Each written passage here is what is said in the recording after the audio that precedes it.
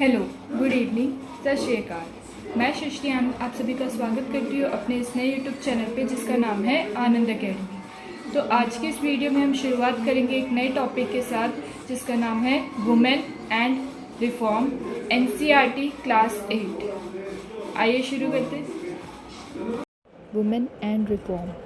Women across the world have been exploited and oppressed for centuries.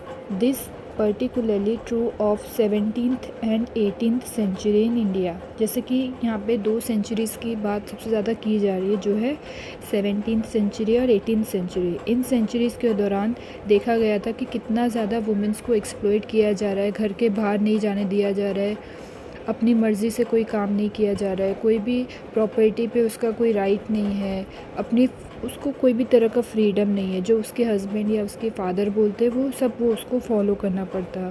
तो इस तरह की कुछ लाइफस्टाइल थी पहले in the year 17th and 18th century में। फिर उसके बाद in the 19th century Indians expose to western ideas and thoughts understood that no society could progress until the women of that society progressed. फिर 19th century में ये thought उनको मिला from the western side से कि अगर society की जो वुमेन है अगर उसका ही प्रोग्रेस नहीं होगा तो वहाँ की सोसाइटी भी प्रोग्रेस नहीं कर पाएगी। An educated woman, especially an educated mother, had a powerful influence on society.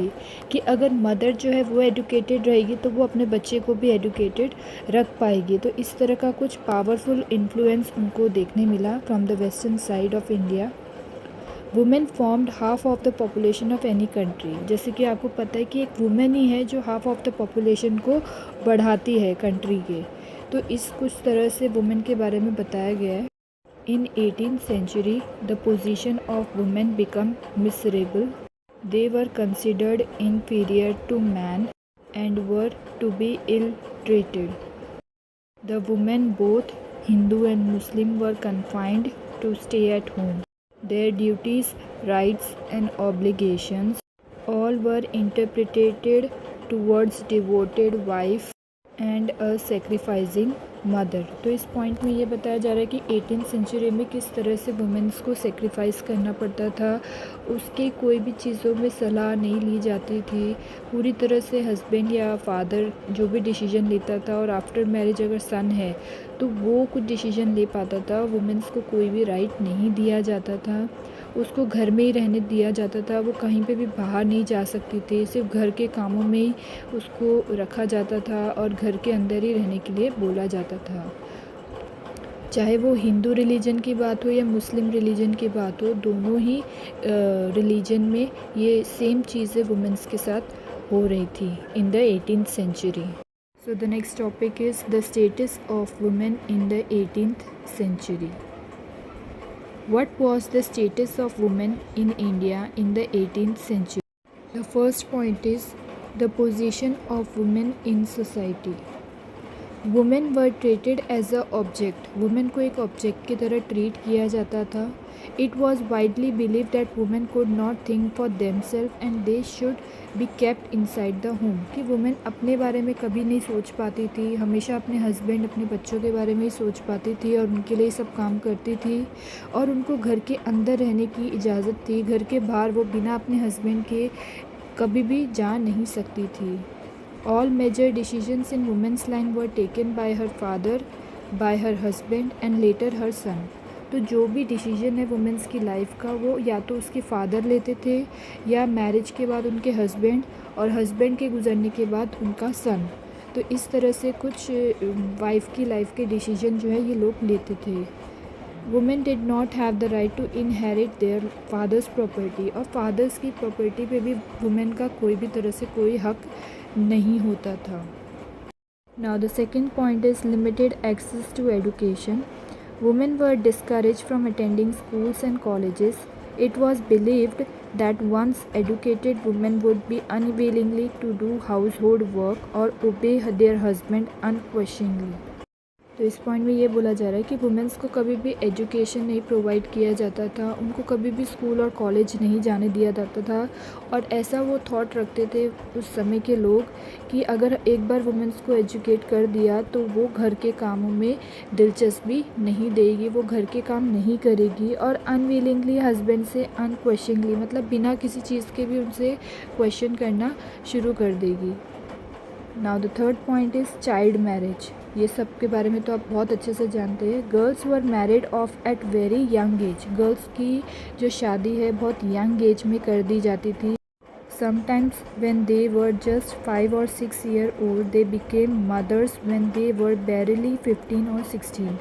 5 to 6 as की उम्र में उनकी शादी कर जाती थी और 15 और 16 एज की उम्र में वो मदर भी बन जाते थे। तो इस कुछ तरह से 18th सेंचुरी में लोग लाइफ जी रहे थे। when they were neither physical or emotionally ready for the marriage or motherhood। जब फिज़िकली और मेंटली भी प्रिपेयर नहीं होते थे उस एज में उनकी शादी कर दी जाती थी। Next point is the plight of widows. Widows in many Hindu families were not allowed to remarry. Their head was shaven. They were forced to wear only white clothes. They were allowed to eat only bland vegetarian food. They were treated as outcasts and often sent away to temple cities like Vrindavan and Benares to fend for themselves। तो इस point में ये बोला जा रहा है कि जो विडोज़ होती हैं, मीन्स विधवा लेडीज़ जो होती हैं हिंदू फैमिली में, उनको सेकेंड मैरिज के लिए अलाउ नहीं किया जाता है। इवन उनकी लाइफ बहुत डिफ़िकल्ट हो जाती है।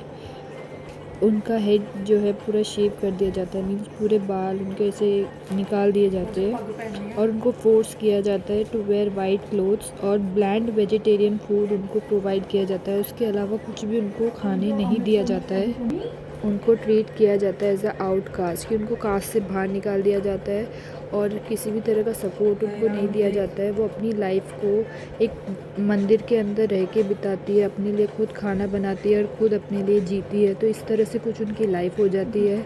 और इसमें 2 सिटीज़ का नाम बताया, वृंदावन और बनारस। ये 2 जगह पे ज़्यादातर आपको विडोज़ लेडीज़ जो है देखने मिलेंगी।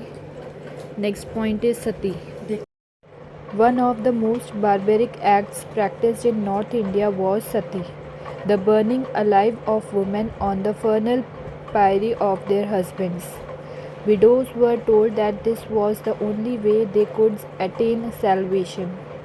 Some women choose to commit sati voluntarily, as for them it was preferably to the life of misery they would be forced to lead as a widows।